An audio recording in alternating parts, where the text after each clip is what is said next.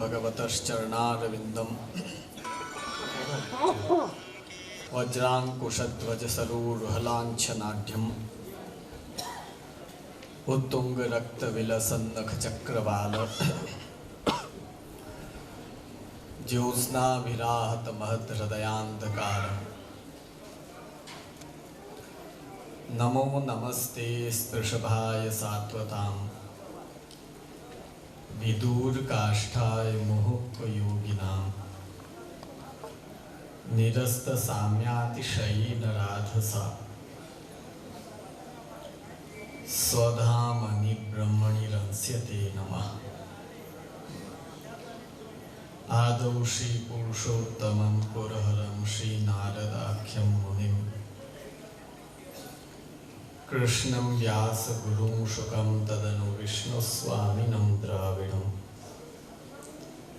तच्छिष्यं किल बिल्वमङ्गलमहं वन्दे महायोगिनं श्रीमद्वल्लभनामधाम च भजे स्मत्सम्प्रदायाधिपम् श्रीमदाचार्यचरणं शरणं सर्वदेहिनाम् अशेषदोषदहनं मस्तके राजताम्।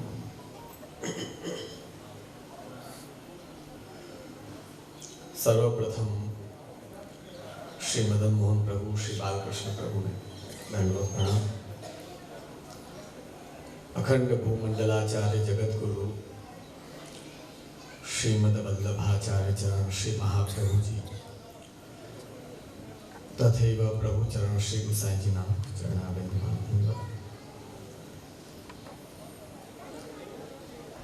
આજના ખડખંભાલિયા ગામના ઘણા બધા મનોરથી છે, એટલે પ્રત્યેકનું નામોચ્ચાર ન થઈ શકે, એટલે સર્વ અમારા મનોરથી એમના પરિવારને આ ગામના સર્વે વડીલ વૈષ્ણવ અમારે કરશન બાપાજી તેમજ જેમણે આ કાર્યમાં બહોળો સહયોગ અને ઉત્સાહ જેમનો હોય એવા આ ગામના સર્વે યુવકો બધા, તેમજ ઘરમાં રહીને ઘરના વ્યક્તિઓને સાચવે અને ઠાકોરજીની સેવા કરીને ધર્મને પણ સાચવે એવા બધા અમારા બહેનો હતા. પરમ આનંદનો વિષય છે કે વર્ષો પહેલાથી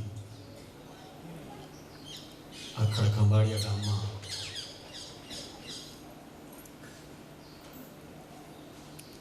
હવેલી રૂપમાં શ્રી ઠાકોરજી વિરાજમાન છે અને પ્રભુ જે ગામમાં વિરાજતા હોય સર્વને દર્શન અને સેવાનો લાભ આપતા હોય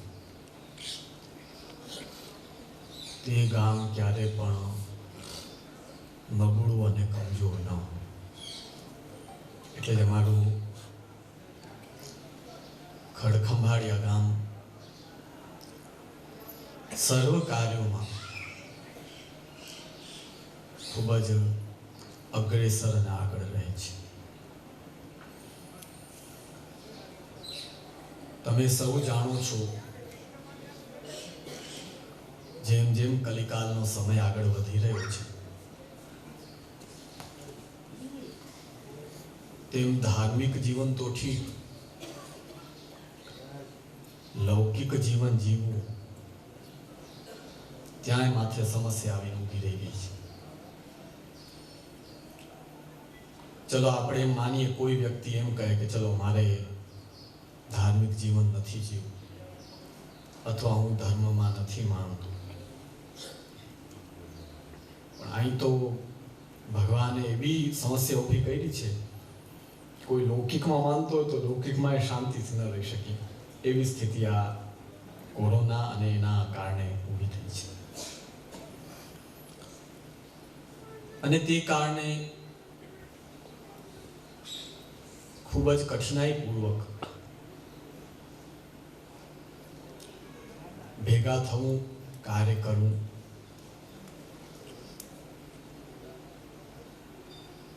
શાસ્ત્રો બતાવે છે, ઉપનિષદ બતાવે છે, સહગચ્છત્વમ સહવદત્વમ, સાથે રહો. જો સાથે રહેવાનો, ભેગા થવાનો લાભ પણ છે અને હાનિ પણ છે. જો ભેગા થવાને તમે લાભ રૂપે લ્યો તો આ બહુરત્ના વસુંધરા પૃથ્વીમાં સારા, શ્રેષ્ઠ, જાણકાર, કલાકાર કોઈ કમી નથી. જો અમારા કમલેશભાઈ હમણાં રાસ બોલાવતા હતા, યુવાના તબલામાં ને બધા, તો અહીં સુધી પહોંચ્યા અને અહીં બેઠ્યા. મહર્ષિ ઠાકોરજીની બહોળી કૃપા, એમનો કરેલો જેને કહેવાય કે શીખવા માટેનો શ્રમ, આ બધું ભેગું થઈ આજ સુંદર રીતે રાસ એ મગજમાં અને આપણા કાર્યમાં, જીવનમાં ચાલતી છે. ગ્રામો રાજસુચ્યતે તામસમ દ્યુત સદનમ, અને જુવા ઘરમાં વાસ કરવો એ તામસ વાસ છે. અતિ ઉત્તમ વાસ કઈ જગ્યાએ છે? તો ભગવાન આજ્ઞા કરે છે, મન નિકેતમ તો નિર્ગુણમ. મારી લીલાસ્થલી, મારું મંદિર, એમાં જેટલી વાર તમે વિતાવો છો, વ્યતીત કરો છો, મન નિકેતમ તો નિર્ગુણમ, ત્યાં માયા રહેતી નથી. પ્રથમ દ્રષ્ટિ તો શ્રી ઠાકોરજીના મંદિરનું નિર્માણ કરાવવું. એક શ્રીનાથજી અને અમુક ક્વચિત એવા સ્થાનો છે કે જ્યાં મંદિર ઉપર ધજા અને કલશ. આપણામાં બહુ પ્રાચીન વાર્તા પ્રસંગ અને ઇતિહાસ છે. થોડો 5-10 મિનિટ વધારે લેશું, તમારા પ્રસાદમાં મોડું થાય તો માફ કરજો. પણ અંબાલામાં, આજનું જે અંબાલા કહેવાય છે, જેને એ સમયમાં અંબાલય કહેવાતું, ત્યાં પૂરણમલ ક્ષત્રિય એ રહેતા હતા અને અવૈષ્ણવ હતા. શ્રીનાથજીની ઈચ્છા થઈ કે ભાઈ મારું મંદિર થોડું વિશેષ મોટું થાય અને જગત આખાનો હું ઉદ્ધાર કરું. અવૈષ્ણવ એવા પૂરણમલ ક્ષત્રિયને અંબાલામાં શ્રીનાથજીએ સપનામાં આજ્ઞા કરી कि तू यहाँ गोपालपुर आओ और श्री आचार्य जी की आज्ञा पूर्वक हमारो मंदिर संवराव. संवराव એટલે રિનોવેશન કરાવો અથવા તો નવું બનાવો. સવારે પૂરણમલ ક્ષત્રિય જાગ્યા અને કે ભાઈ આ કોણ અને કઈ જગ્યાએ બધું વિચાર કરી પોતાનો બધો દ્રવ્ય ભેગો કરીને પછી જતીપુરા ગોપાલપુર ગયા છે. ત્યાં રામદાસજી સેવા માતા એમને કહ્યું કે ભાઈ મારે મંદિર કરાવવું છે, શ્રીનાથજીની આજ્ઞા એવી થઈ છે. રામદાસજી કહ્યું કે ભાઈ આ ઠાકોરજી છે ને મહાપ્રભુજીના છે, મારા કે તમારા નથી. એ આજ્ઞા કરે, આપશ્રી આજ્ઞા કરે તો મંદિરનું નિર્માણ થાય.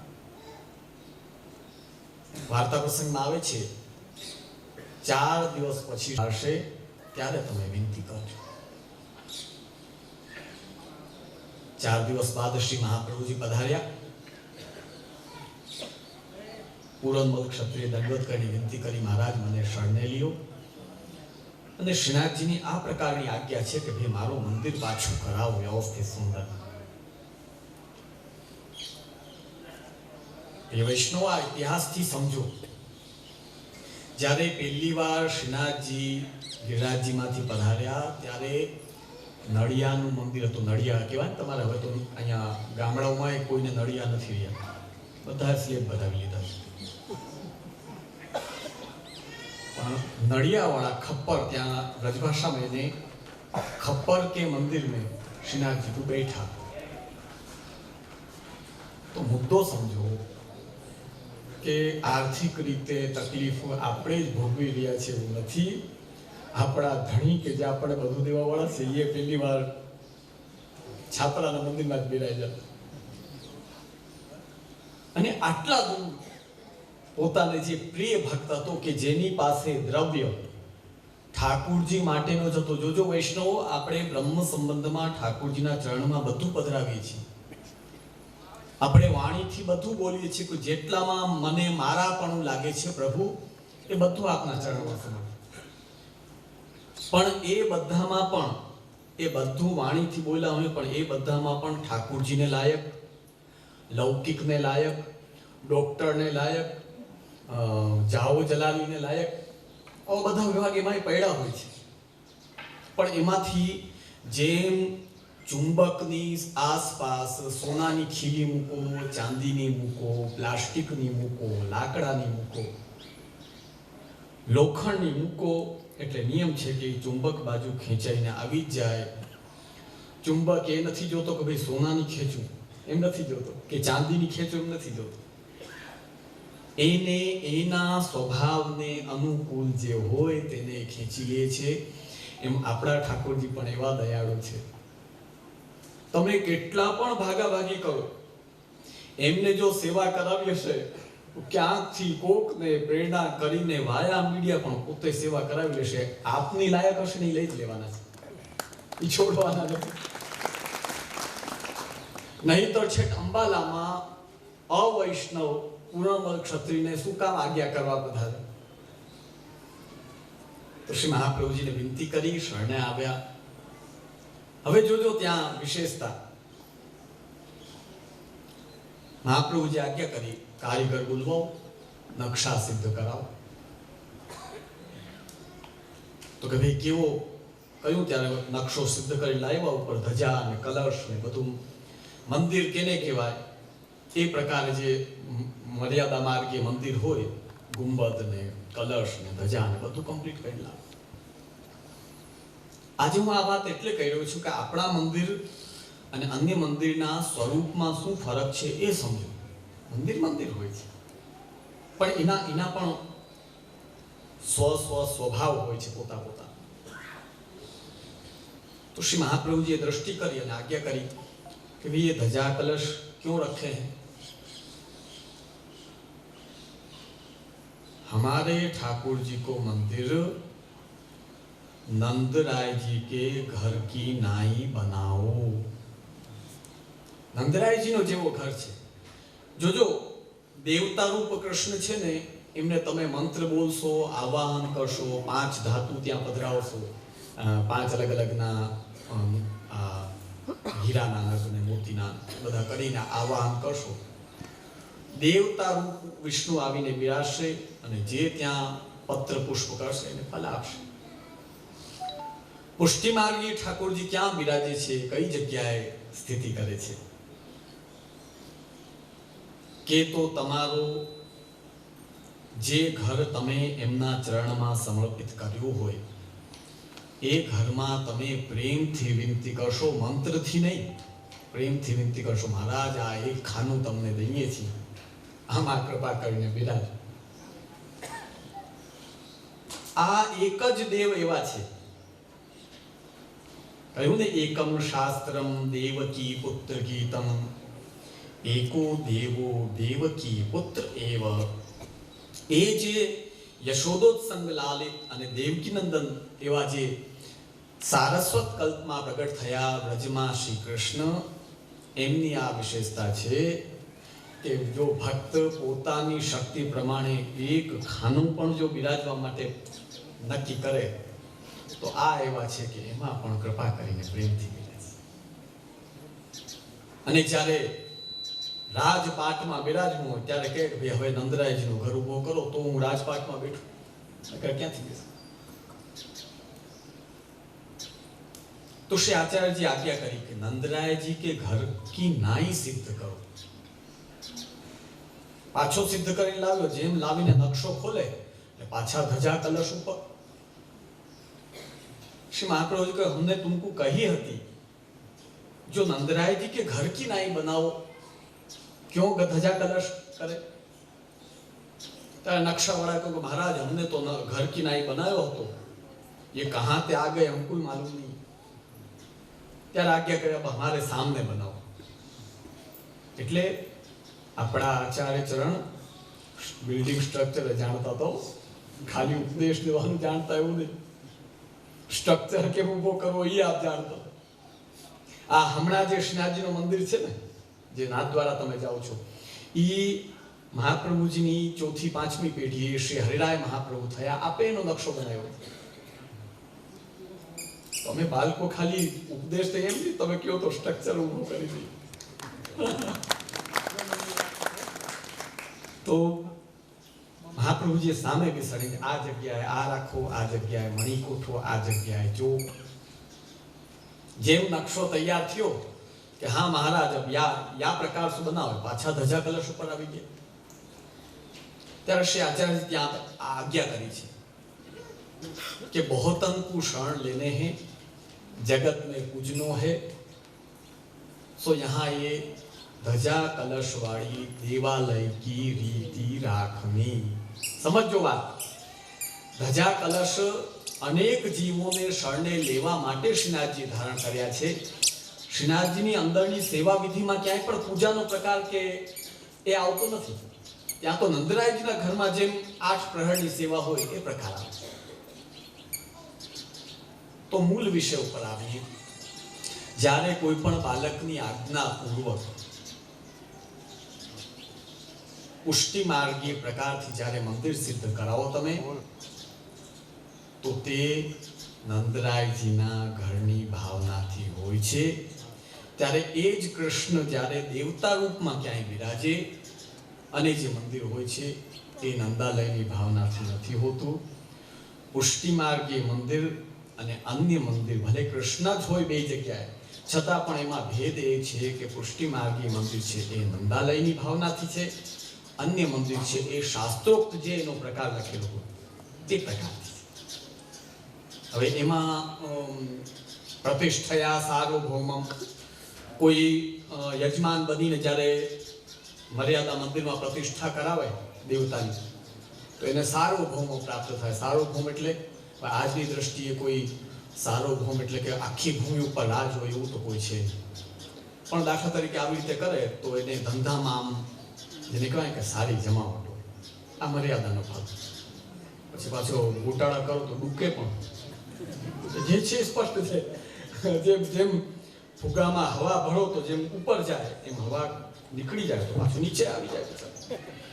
તો પ્રતિષ્ઠયા સાર્વભૌમ, પ્રતિષ્ઠાનો જે યજમાન બને એને સાર્વભૌમતા મળે. સદ્મના ભુવનત્રયમ, અને મંદિર આખો કરાવે, આ મર્યાદા મંદિરની વાત કરું છું, તો ત્રણેય ભુવનની જાગીર એને કહેવાય ને કે રાજ મળે. પ્રતિષ્ઠયા સાર્વભૌમમ સદ્મના ભુવનત્રયમ પૂજ્યાદિના બ્રહ્મલોકમ, અને નિત્ય જો ત્યાં પૂજા કરે તો એને બ્રહ્મલોકની પ્રાપ્તિ થાય. ત્રિભિર્મત સામ્યતામિયા, અને જો ત્રણેય બરાબર કરતો રહે તો ભગવાન એને મુક્તિ રૂપમાં ફલ આપે. આ આખો પૂજા વિધિ અને મર્યાદા વિધિનો પ્રકાર શ્રીમદ ભાગવતમાં લખ્યો. હવે આપણે આપણા વિષય ઉપર આવે કે જો કોઈ પુષ્ટિ માર્ગી મંદિરમાં સેવા કરે અથવા તો મંદિર સિદ્ધ કરાવે, ઠાકોરજીનો પાટોત્સવનો મનોરથી બને, તો એને શું પ્રાપ્ત થયું? એને શું? જો આપણો પુષ્ટિ માર્ગનો એક કાયદો છે, બધું મળો મોટા રાજપાટે જોઈએ છે, નથી જોતા કોઈને. તમે બધા જો આટલા બેઠા છો, બધાને સરસ 10 રૂમનો બંગલો હોય, 15 રૂમનો બંગલો કોણ ના છે? જો બધાને કેવી મોઢા ઉપર ચમક આવી. બધાની ઈચ્છા હોય ભાઈ શું કે આપણે ઓલી રેન્જ રોવર કઈ કહેવાય, રેન્જ રોવર ને કાર, કે ભાઈ પાર્કિંગમાં પડ્યો હોય કેવી સારી લાગે.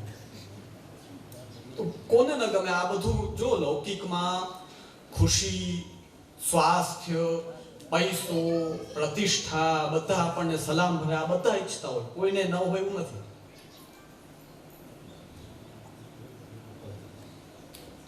એ બધા ઈચ્છતા હોય, પણ આપણો સિદ્ધાંત શ્રી મહાપ્રભુજી શું બતાવે છે કે બધું તમને મળશે, પણ સાથે કોને રાખવાના છે? તમે કયો તમને મોટો બંગલો કરાવી દઈએ ભાઈ, શું કે પરિવાર ઝૂંપડીમાં રહેશે ને આ એકલો જે બંગલો બનાવવાળો છે આ બંગલામાં રહેશે, તો લોકો ભાઈ આવી રીતે મારી છે. તો પરિવાર સાથે હળી મળીને રહું, આમ જ હોય બધાની ઈચ્છા. એમ જ આપણો પુષ્ટિ માર્ગી વૈષ્ણવ જો કોઈ મોટો પરિવાર હોય તો એ શ્રી આપણા ઠાકોરજી છે. આચાર્ય ચરણે આજ્ઞા કરે છે શું? 84 વૈષ્ણવ 252 ભગવતીમાં રાજાઓ, ઠાકુરો, જાગીરદારો, શેઠ કોઈ નતા એવું નથી. પુષ્ટિ માર્ગમાં બધા બિચારા ઓહો ફાટેલા કપડા પહેરીને જ ફરતા હોય એવું નથી. આમાં સારા સારા પ્રતિષ્ઠિત લોકો, મોટા મોટા રાજાઓ બધા હતા. પણ શ્રી આચાર્ય ચરણે એમને એક જ આજ્ઞા કરી કે તમને પુષ્ટિ માર્ગી વૈષ્ણવને ઘર, સંપત્તિ, સુખ એ બધું સદે ક્યારે કે જ્યારે એની વચ્ચે ભલે નાના એક રૂમમાં પણ પ્રભુ બિરાજતા હોય તો આ બધું આપણને સદે આ હટાવી દો, આ એક તરફ કરી દો તો આપણને કાંઈ સદે એમ નથી. તો જ્યારે પુષ્ટિ માર્ગી હવેલી તમે સિદ્ધ કરાવો તો શું આપણા પુષ્ટિ પ્રભુ બસ ખાલી ભક્તિ દાન કરે એવું નથી. બધા પ્રકારના સુખ તમને મળે એમ છે, પણ જીવાત્માની કમી એ છે કે જો એને તરત બધું સુખ આપી દો તો જે આપવા વાળા છે એને જ ભૂલી જાય. આ જીવાત્માની કમી છે, આપણી બધાની કમી છે. અગર હું ભૂલતો હું, જો સુખ પ્રાપ્તિ વખત પ્રભુ એક તરફ થઈ જતા હોય તો હું પણ દુર્ભાગ્ય, ખૂટેલા ભાગ્યવાળો. ને તમે પણ વૈષ્ણવ તરીકે જ્યારે એમને જ બધું સમર્પણ કર્યું છે ને જો એમની જ બધી વ્યવસ્થા અને એમની જ કૃપાથી જો આપણે બધી વ્યવસ્થા ઊભી થઈ હોય ને જો પ્રભુ જ ભૂલાઈ જાય તો પુષ્ટિ માર્ગે વૈષ્ણવ બધું હોતા છતાં પણ મોટામાં મોટો ગરીબ છે. તો જ્યારે તમે ખાસ અહીંનો યુવા વર્ગ અને જે લગભગ 13-14 જેટલા મનોરથ એ બધાએ પોતાની જનની એવી જન્મભૂમિ અને પોતાના મૂળ ગામમાં પુષ્ટિ પ્રભુ બિરાજે છે. તેમાં જેમણે ભલે પોતાની શક્તિ પ્રમાણે પણ પ્રભુના કાર્યમાં, ગુરુ કાર્યમાં, અને અહીંયા આ હવેલીની એક વિશેષતા રહી છે કે બધા અતિ મોટો મનોરથ હોય 4000નો, 5000નો, તો પછી અહીંથી બહારે બાજુ જવું પડે. પ્લોટ વિસ્તારને કરતો નાના નાના બધા વૈષ્ણવના પ્રસંગો તો અહીંયા જ આનંદથી સંપન્ન થઈ જાય. તો હું એ મનોરથી પરિવારોને અહીંના યુવાનો ખૂબ હૃદયથી આશીર્વાદ આપું છું. તમે આ સેવા કરી છે, ઠાકોરજી કૃપા દ્રષ્ટિ કરશે જ, કરે જ છે અને કરતા રહેવાના છે. વિચાર કરો, પ્રહલાદ, મહારાજા બલિ અને બાણાસુર, આ આખો એક વંશ ચાલ્યો ડબલ યુગમાં. બાણાસુરને જ્યારે મારવાનો પ્રશ્ન આવ્યો ત્યાં શ્રીમદ ભાગવતમાં સ્પષ્ટ આજ્ઞા કરે છે, ન મધ્યો મે તવાન્વયઃ, તું ચિંતા ન કર, હું તને મારીશ નહીં, કેમ કે મેં તારા દાદાને વચન આપ્યું છે કે તું મારે શરણે આવ્યો છે. બલિરાજાએ કહ્યું, એ તો રાક્ષસ રાજ હતા, એટલે કે અસુરોના રાજા હતા, પણ પોતાના પિતાના એ સંસ્કાર બોલ્યા કે 3 પગ જમીન દેવાનો મુદ્દો આવ્યો, 2 પગમાં બધું ભગવાને લઈ લીધું, 3જા પગનો મુદ્દો આવ્યો તો વૈષ્ણવ હોય ને એનામાં આ બુદ્ધિ આવે કે 3જો પગ હવે મારે માથે રાખો, કોઈ જગ્યા નથી તો શું કરો, આ વિચાર વૈષ્ણવ ના આવે. પણ વૈષ્ણવતા ના હોય ને શું કે હવે ત્રીજા પગની વ્યવસ્થા તમે ગોઠવો, એ અમે શું કરી તમે બધું લઈ લીધું, હવે તમારે જ કરવું પડશે. પણ વૈષ્ણવની આ વિશેષતા હોય કે મહારાજ મારી પાસે કાંઈ નથી. બ્રહ્મ સંબંધ વખતે પણ હે કૃષ્ણ હું આપનો દાસ છું. આપણામાં પુષ્ટિ માર્ગમાં છેલ્લે છે બધું કાર્ય કરો, ખૂબ પ્રગતિ કરો, ખૂબ આગળ વધો, ખૂબ પૈસા કમાવો, પણ દાસત્વ પ્રભુનો દાસપણું અને પ્રભુના થવાનું એ ક્યારે નહીં. એ આપણું મૂળિયા છે. તો શ્રી ઠાકોરજી તો આપણા ઉપર કૃપા કરે છે. તમે નાની સેવા તો કહેવાનો તાત્પર્ય વૈષ્ણવજનો ખૂબ સુંદર રીતે અહીંયા પણ અમે અંદર હજી દ્રષ્ટિ કરવાની બાકી છે, પણ પ્રભુ કૃપાથી આમ પણ અમે તો જોયું છે આ અમુક આપણા ગામડા છે ને એ જો ધાર્મિક બધા આપણા કાર્યોમાં અગ્રેસર રહીએ ને એમાં ખડખંભાળિયાનું ખૂબ મોટો નામ છે. છકાઈ ના જાતા ખૂબ મોટું નામ છે. અમારે કરસન બાપા બેઠી છે તો કેટલા વર્ષો કરી મંડાણમાં સેવા. હવે આજે અમને ખબર પડે છે કે એમનું ત્યારે દાદાજીની આજ્ઞાથી એમની પહેલાના લોકોએ વાવણી કરી અને પાવાનું ને માવજત બધી અમારા કરસનભાઈ કરી છે આટલા વર્ષ. વચલા ટાઈમમાં મંડાણનો પ્રકાર બંધ થઈ ગયો હતો, આખો વૈષ્ણવ લઈ ન શકતા એમ.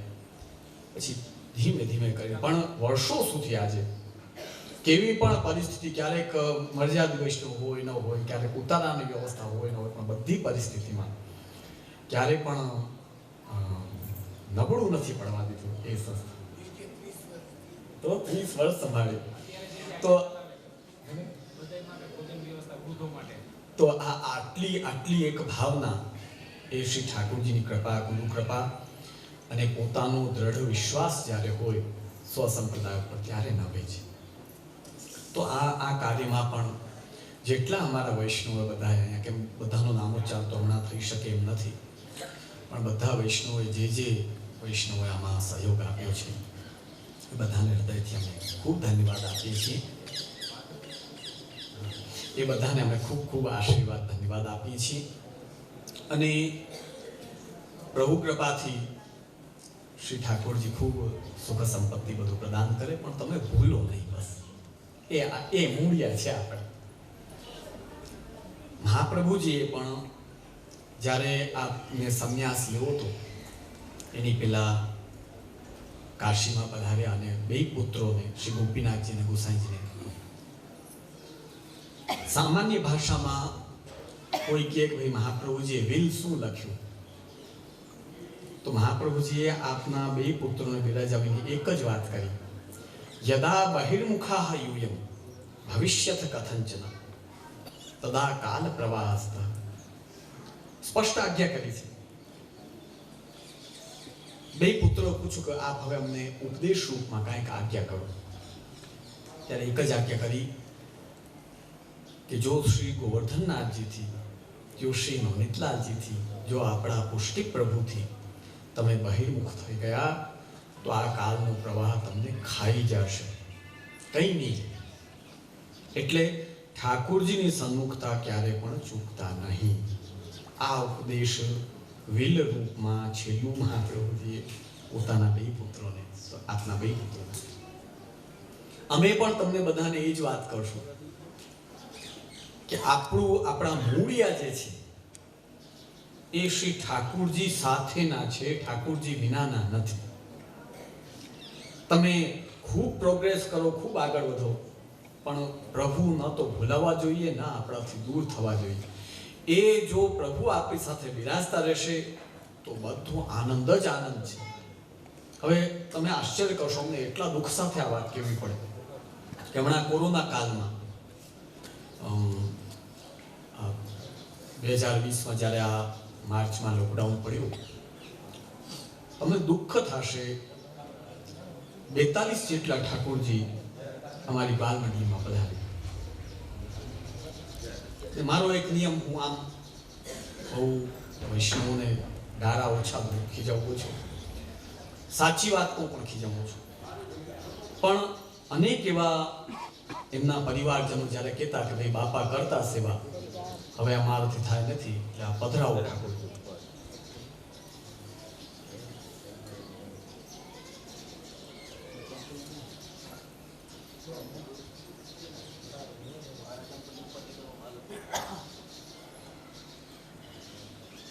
તો અમે તરત એમને પૂછીએ કે શું કામ નથી થતી? તો એક જ જવાબ દઈએ કે અમારે કામ એટલું હોય ને અમારે બધે જવાનું હોય, આ કારખાને જવાનું હોય, ભઠ્ઠી પ્રગટાવવાની હોય, ભઠ્ઠી પ્રગટાવવી પડે, ભઠ્ઠી પ્રગટાવવાની હોય ને મેં કહું કે પછી તો કારખાનો ની બધું કોના નામે હતું? કે બાપાના નામે. તો કે મીઠું મીઠું બધું ખાઈ જવાનું, સેવા કે સેવા તમે રાખો.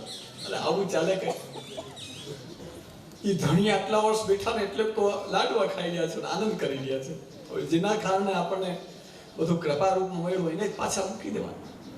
એટલે જે મજબૂરીમાં અગર સેવા નથી કરી શકતા કોઈ, તો એને અમે કાંઈ નથી કહેતા. પણ જે બસ બાપા કરતા હવે તમે રાખો, આ ભાવના જેની હતી એને અમે ઢારા સુધી દીધા છે. આ આપણો કર્તવ્ય નથી. તો વૈષ્ણવજનો, અમે એ જ કહેશું તમને, પ્રભુ કૃપા કરીને અહીં બિરાજે છે. અહીં આ હવેલીનો ક્રમ જેટલા વર્ષો હજી આગળ ચાલે ને, એ તમને બધા યુવાનોને અમે કહીએ છીએ કે તમારી જવાબદારી આ ક્રમ તમારા ગામમાં આ આનંદ આમ નામ જળવાયેલો રહે. અને યુવા કરી શકે એમ છે. વડીલોએ તો જો જે વાવવાનું હતું એ ઉગાડી સુધી દીધું વડીલોએ, તમે ઉતારીને આનંદ લઈ રહ્યા છો. પણ હવે પાછું સાફસૂફ કરીને તમારે ખેતરમાં શું કાયદો હોય કે પાછું વ્યવસ્થિત કરી સમતલ કરી પછી પાછું ખેડવું તો પડે ને. ખેડા વિના કેમ? તો એ જે એમનું કરેલું છે એને જાળવી રાખવું અને ફલિત કરવું, આગળ ફલે ફૂલે એવો પ્રયત્ન કરવો, એ બધી જવાબદારી યુવાનોની છે. તો અમે યુવાનોને ખૂબ ખૂબ આશીર્વાદ આપશું આમાં જેમણે પોતાનો સહયોગ આપ્યો છે. હું બહુ હકીકત એક વાત બતાડું કે બહુ નામનો આગ્રહ નહીં રાખવાનો. ઘણાને એવો આગ્રહ કે અમારું નામ આમાં આવ્યું કે નહીં, તરત આવીને પહેલા તખતી ચેક કરે. તો બહુ ઓવર નામનો આગ્રહ નહીં રાખવાનો. પછી મારે બોલાય નહીં, પણ બિચારા આવડા દેશ આઝાદ કરવા વાળા બધાની મૂર્તિઓ લગાવી દીધી બધે. હવે એની ઉપર કબૂતર બેઠો હતો બિચારી મૂર્તિ. તો નામ બહુ રાખો ને તો આપણા અંદર એક પ્રકારનો અહંકાર આવે. કોશિશ એવી કરો કે આપણા નામની જાણકારી ઠાકુરજીને હોય, જનતાને હોય કે ન હોય, એ ગૌણ વસ્તુ. પણ આપણામાં પણ આવો પ્રકાર કેમ જોવા મળે છે કે એ નામ વાંચશે તો આગળ બીજાને કંઈક સત્કાર્ય ધર્મ કાર્ય કરવાની પ્રેરણા. સાથે સાથે જેમ શોર્ટમાં અમે સૂતક પિંડરું વિશે થોડુંક તમને જાણકારી દઈ દઈએ. હવે જોજો, આનો મુદ્દો સમજો. શાસ્ત્રો કહે છે અનાચારસ્તુ માલિન્યમ. અનાચાર છે મલિનતા છે. આચાર ન રાખો, અનાચાર કરો એટલે શું થાય ખબર છે? આપણું મન મેલું થવા લાગે. મન મેલું થાય એટલે શું થાય? વિના કારણ ટેન્શન આવવા, ખોટી ચિંતાઓ થવી. તો આ આચાર રાખવાનું કહીએ ભાઈ, હાથ ખાસા કરો, શુદ્ધતા રાખો, સૂતક રાખો, પિંડું રાખો, અટકાવ પાડો. આ બધું શાસ્ત્રોએ શું કામ કહ્યું છે ખબર છે? તમારું મન ફ્રેશ રહે. અનાચારસ્તુ માલિન્યમ. અનાચાર કેવું છે? મેલા કપડા જેવું છે. મેલા કપડા કોઈને પહેરવા સારા લાગે? આપણે શું સોચીએ કે સારામાં સારું ઉજળામાં ઉજળું કપડું હોય આપણે પહેરીએ. અનાચાર છે, મલિનતા છે. આપણા મનમાં મલિનતા આવી જાય તો બિના મતલબ ટેન્શન થાય. એટલે કહેવાય કે ભાઈ આચાર રાખો. અનાચારસ્તુ માલિન્યમ, અત્યાચારસ્તુ મૂર્ખતા. સમજો, શાસ્ત્રોમાં કહ્યું છે 4 વાર હાથ ધોવા, અને ભાઈ મારો મન નથી માનતો, હું તો 32 વાર ધોઈશ, તો આ અતિ આચાર કહેવાય. અને આપણી ભાષામાં અત્યાચાર કહેવાય. તો અનાચારસ્તુ માલિન્યમ, અનાચાર કરો તો મલિનતા આવે. ને આચાર લખેલો એ ન કરીને અતિ આચાર કરો તો એ મૂર્ખાઈમાં ગિનતી થાય છે. વિચાર આચાર સંયુક્ત જ્યાં વિચાર પણ હોય, આચાર પણ હોય, સદાચાર સકથ્યતે, શાસ્ત્રો કહે છે કે સદાચાર. તો આ આચાર રાખવા પાછળ તમને ઘડી ઘડી કહે કે સૂતક પાડો, પીંડું પાડો. અમે તો એવું અનેક વાર જોયું છે કે સૂતક વાળા વ્યક્તિ સાદા વ્યક્તિ સાથે થાપો મારીને વાતચીતો કરતા હોય. તો આ બધું તમને જે ના પાડવામાં આવે છે તમારા હિત માટે છે. તમારો મન પ્રસન્ન રહેશે તો બધું પ્રસન્ન છે. મહેલમાં બેઠા હો ને મન પ્રસન્ન ન હોય તો શું પ્રસન્નતા શું છે જીવનમાં? તો તમારો અંતઃકરણ અને મન પ્રસન્ન ક્યારે રહેશે? જ્યારે મલિનતા નહીં હોય, તો મેલાપણું ન હોય આપણા મનમાં. અને એ કેનાથી મેલાપણું દૂર કેનાથી થશે? આચાર ધર્મથી આપણા હૃદયનું મેલાપણું, મલિનતા એ દૂર થાય છે. એટલે પુષ્ટિ સંપ્રદાયમાં શ્રી આચાર્યચરણ મહાપ્રભુજીએ આચાર ધર્મને પણ એટલો જ મહત્વ આપ્યો છે. હા, એ વસ્તુ અલગ છે કે કોણ કેટલું પાળે છે, કેટલું ધ્યાન રાખી શકે છે, કોની કેટલી બુદ્ધિ ચાલે છે. ઘણી આમાં આચારમાં તો એવું હોય કે કોઈની મતિ જેટલી ન ચાલતી હોય કે એ આચાર ધર્મનું પાલન કરે. પણ યથાશક્ય 3 વસ્તુનું પાલન વૈષ્ણવે અવશ્ય કરવું જોઈએ. એક સૂતક, બીજું પેંડળું અને ત્રીજું અટકા. આ 3 વસ્તુનું પાલન પ્રત્યેક વૈષ્ણવના, કે સેવા, ભગવદ નામ, ભગવત પ્રસાદ, આ બધું, અને આચાર એટલે જે પાલન કરવું. તો મુદ્દો સમજો વૈષ્ણવો, 16 દિવસનો સૂતક આપણા વૈષ્ણવમાં હોય છે. હવે આજકાલ એવી આદત, આમાં આ કોરોના આવ્યું ને એના પછી તો તરત મેસેજ નાખે, ફોટા સાથે ઓલી અગરબત્તી 2 લગાવી દઈએ, નીચે સ્વર્ગીય લખી દઈએ. અને મોબાઈલના તો આપણા વૈષ્ણવ સમાજમાં ભારી રસિયાઓ મોબાઈલના બધા. ખાલી તમે જ નહીં, અમારા બાળકોમાં અમારે મોબાઈલ સાથે સાથે જ ફરતું. પણ હા, એટલું જરૂર છે કે અમારામાં તમારો ફરક ક્યાં પડે? અમારે સેવામાં જઈએ ત્યારે એને તમારી ભાષામાં કે ફીંડલું વારી ઉપર મૂકી જઈએ, એને સાથે નથી રાખી. તમારે તો 24 કલાક સાથે ને સાથે જાણે પ્રાણ હોય એવી રીતે ચોંટાવી લાગે.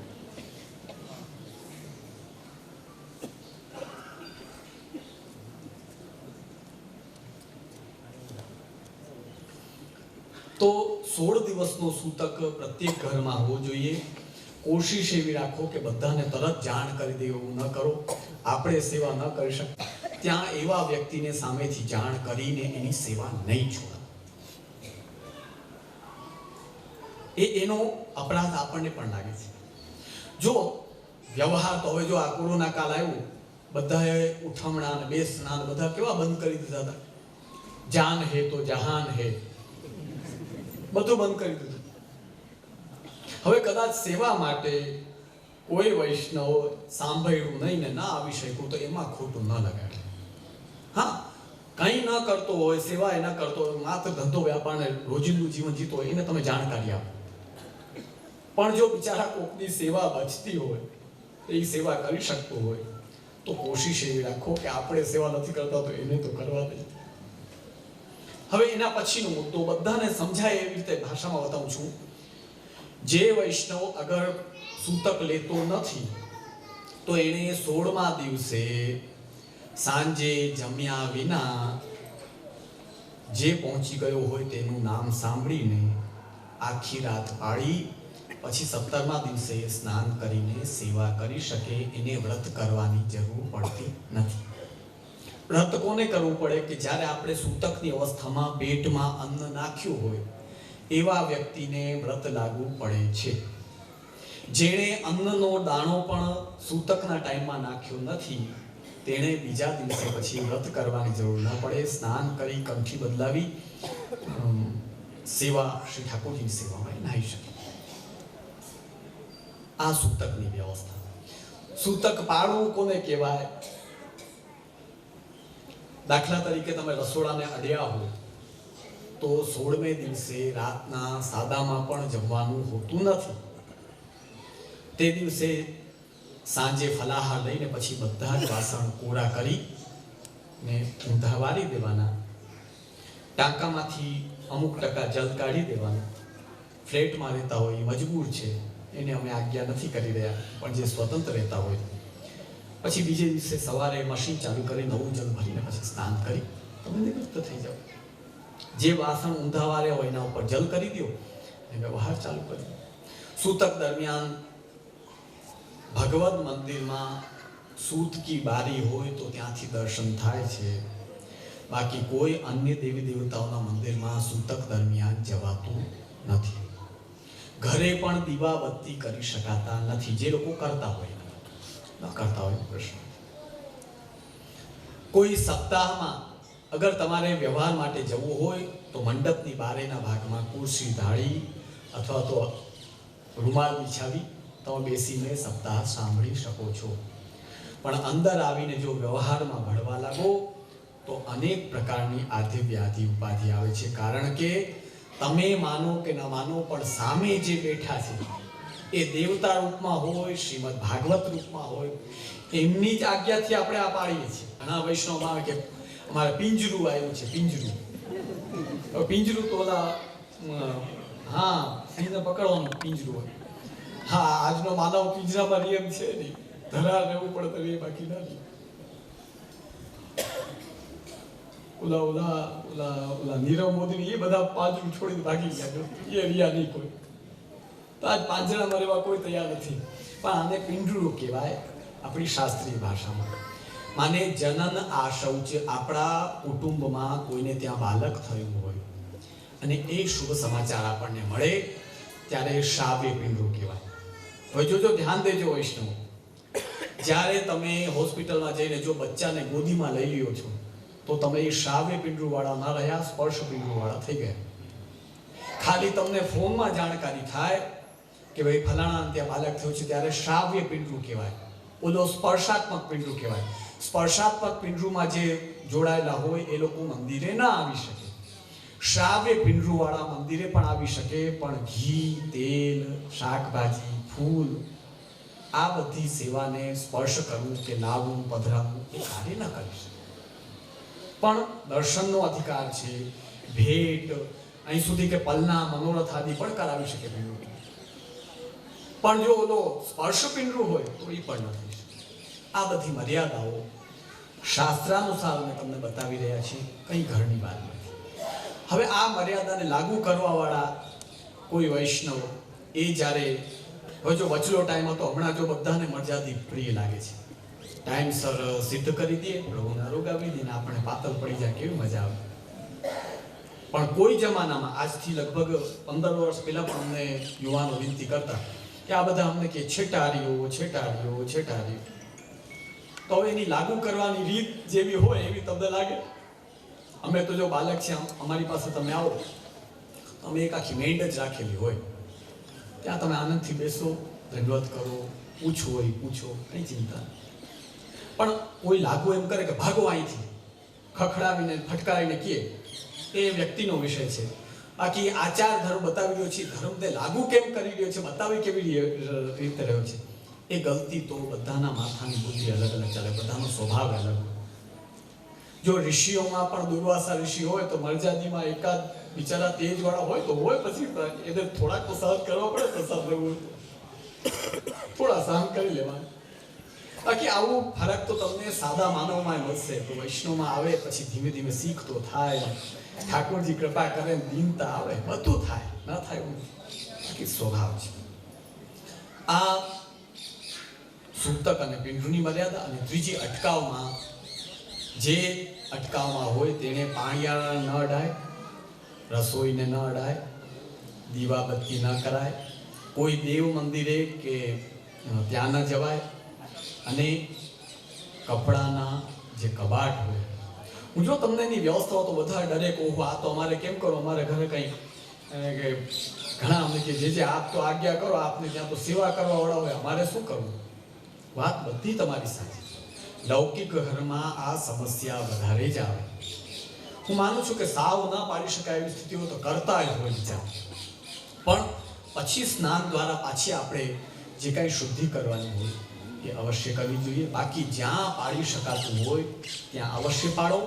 જો પૈસાની દ્રષ્ટિએ, સ્વાસ્થ્યની દ્રષ્ટિએ અને મનની દ્રષ્ટિએ, આ ત્રણેય દ્રષ્ટિએ આચાર પાલન કરો, એની ઇફેક્ટ તમને જરૂર દેખાશે. પણ કરો તો એ સ્વીકૃત કરો અને ધ્યાન રાખો. વિશેષ ન કહેતા ક્યારેક એવો મોકો આવશે તો આ આચાર ધર્મ બાબતમાં પણ વ્યવસ્થિત 2 દિવસની શિબિર રાખશું કે જેમાં તમને ડિટેલથી, કેમ કે વૈષ્ણવને ઘણી વસ્તુઓ ડિટેલ જ ખબર નથી, એટલે એને એમ લાગે કે આ શું કામ કરવું, આ શું જરૂરી છે, પણ આની ડિટેલ બહુ ઊંડી છે. શાસ્ત્રોમાં એના ફલે છે, આટલું આચાર પાલો તો આ પ્રકારનો ફલ મળે, આ આચારનું ધ્યાન રાખો તો આ પ્રકારની સંપત્તિ પ્રાપ્ત થાય. તમારા કેટલાય અટકેલા કામ હોય, જમીનો ન વેચાતી હોય, આ ન થતું હોય, તે ન થતું હોય, એમાં પણ કંઈક અંશે આ આચાર ધર્મનો ઉલાર્યા છે ને એ કારણ હોય. પછી અમારી પાસે આવો ત્યારે ઓલા ડોક્ટર પાસે જાવ ને કેમ તમારે ધ્યાન રાખવું પડે, એમ ધરાર કરવું પડે. બોલો, અમારી પાસે આવો ત્યારે અમે કહીએ હવે આ કરો. હવે હાઈલે વરો એના કરતા વાયરે વધી જાઓ. હાઈલે શું કામ વરો? વિશેષના કહેતા ઘણું કહેવાનું છે. અમને ખૂબ આજે આનંદ છે કે એક ઉત્સાહ ઉમંગથી વૈષ્ણવે હવેલીમાં પણ એટલું વિનિયોગ કરાવ્યું અને સુંદર રીતે નિર્માણ થયું. એ બધા મનોરથી પરિવારને ખૂબ ખૂબ આશીર્વાદ, ધન્યવાદ પ્રદાન કરી અહીંના યુવાનોને પણ ખૂબ ખૂબ હૃદયથી આશીર્વાદ દઈએ. તમે ખૂબ સ્વસ્થ રહ્યો, આનંદ માર્યો, ખૂબ પ્રગતિ કરો, પણ ઠાકુરજીને યાદ રાખી. બધાને કહીને હવેલીમાં પણ જે સેવા વૈષ્ણવ આપી રહ્યા છે, આ જો હવેલીનું નિર્માણ કરવો સેલો પણ ઠાકોરજીનું બધું. તમે વિચાર કરો કે લૌકિકમાં અમને એવા પ્રશ્નો ઘણીવાર આવે કે વૈષ્ણવને કંઈક હવે રોકાશો ને રાત સુધી, ના જે અમારે ગુજારો બાકી છે, તરત ભાગે. જેમ એક લૌકિક જીવની પણ આપણને કેટલી કેર હોય, તો આપણને બધાને પેદા કરવાવાળા, પાળવાવાળા, આપણું બધું નિર્વાહ કરવાવાળા ઠાકોરજી ક્યાંક બિરાજતા હોય તો આપણે કેટલી કેર રાખવી જોઈએ, કેટલું ધ્યાન રાખવું. તો હવેલી સિદ્ધ કરવી એ સહેલી છે, પણ પ્રભુને પધરાવીને પછી એ સેવા આનંદપૂર્વક ચાલતી રહે બહુ કઠિન છે. તો અહીંયા જે વૈષ્ણવ સેવા દઈ રહ્યા છે એમને પણ અમે ખૂબ આશીર્વાદ આપશું. સર્વ વૈષ્ણવોને પુનઃ આશીર્વાદ પ્રદાન કરી મારા વક્તવ્યને વિરામ આપું છું. આશીર્વાદ. ધન્યવાદ.